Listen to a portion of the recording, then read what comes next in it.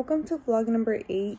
In this vlog, I'm going to be discussing the Rhetorical Act Chapter 5, which talks about the resources of arguments, and I'm going to be discussing Reading Pop Culture Chapter 4, which has two different readings that I'm going to be discussing. So I'm going to start off by talking about the reading called The Pernicious Rise of Poptimism. That one's written by Sal Austerlitz.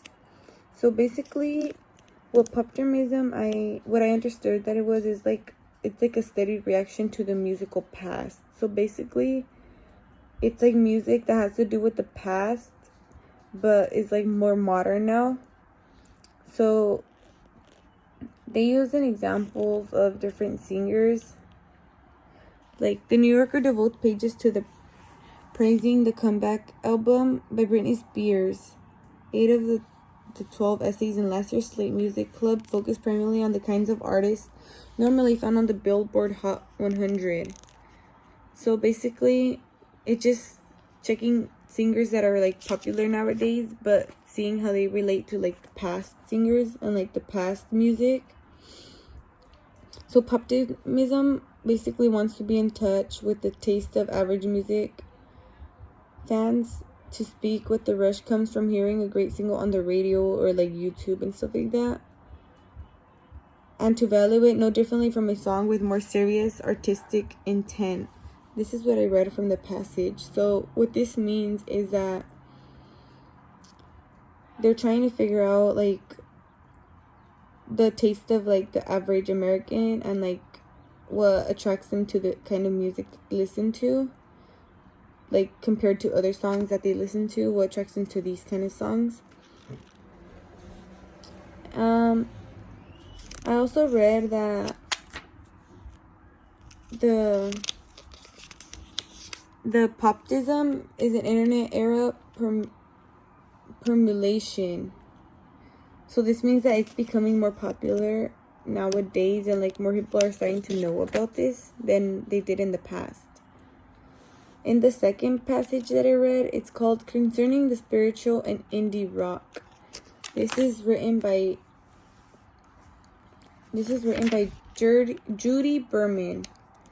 What this is that it's talking about how literature, music, and art are the first and like the most sensitive areas in which the spiritual revolution makes itself felt, as artists turn away from the soulless life of the present towards those substances and ideas which give free scope to the non-material striving of the soul. So this means that music and stuff like that and art and literature are giving life to things that we didn't think we can give life to, but they are in the music. I also read that music can like help our soul because it recalls the sounds or the harmonic structures of devotional songs. This means that our body basically recognizes certain beats of music and knows when they're like the same ones and which ones are being played eventually, the more that you listen to like beats. Deacon often shows that by asking everyone to grab their neighbor's hand and repeat a non-sensual chant. The reason that it knows is because it just recognizes the same music that has been played before, not only like this time that it's being played. So I'm moving on to chapter 5 of the Rhetorical Act, which talks about the resources of arguments. And there is different resources that you can use in an argument. For example, you can use reason. So reason you can use by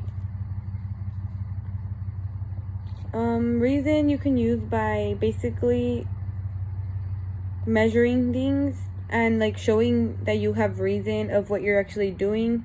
Like if you're talking about how to build a snowman, you need to show reason that you know how to build a snowman and you know what a snowman is and what it takes to build it. You're not just going to say you're going to build it but know nothing about it.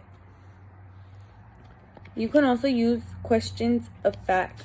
So question of facts are what dispute about what evidence exists and how it should be interpreted. So this is something good to include because it shows that you have evidence and you know what evidence exists for what your topic is and what you're talking about. There's also different things that you can use to show. For example, you can use also enthymemes, which is a rhetorical concept to explain and illustrate the principle of rhetorical art. So you can basically use this to explain what you're talking about in a more detailed way.